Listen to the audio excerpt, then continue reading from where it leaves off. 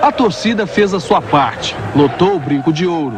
Mais de 24 mil pessoas e muita vibração. A força que chegava das arquibancadas foi respondida em campo com o futebol de alto nível. Edu Lima cobra a falta, Tiba desvia. O árbitro José Roberto Wright dá impedimento e anula o gol.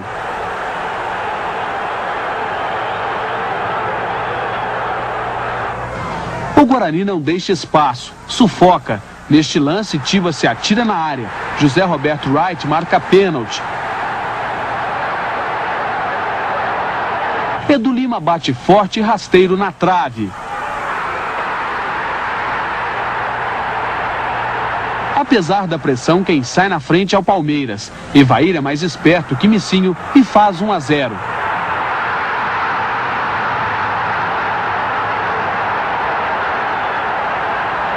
Um minuto depois e o Guarani também usa a cabeça. Souza cruza na medida e Gustavo completa. Tudo igual em Campinas. O goleiro César, há 6 jogos sem tomar gols, fica na saudade.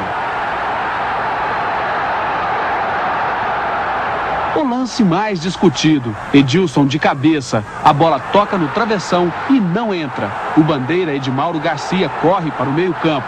Mesmo com tanta reclamação, José Roberto Wright confirma o gol. Guarani 2-1.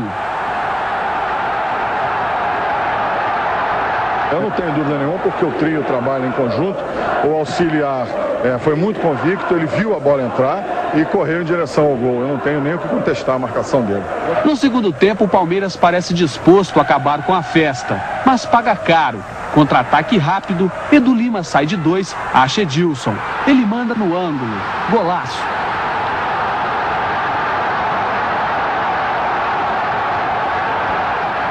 O terceiro gol leva os torcedores do Palmeiras ao desespero. Este soldado tenta amenizar o tumulto e acaba apanhando sozinho.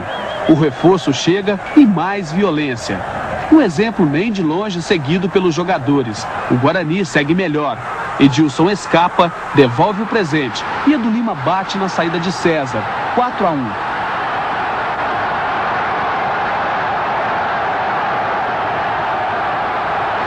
O Palmeiras desconta nesta cabeçada de Toninho.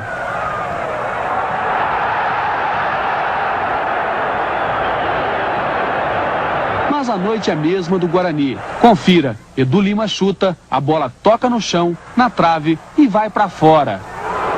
No final, o Guarani ainda encontra tempo para este sem pulo de Edu Lima, figura do jogo.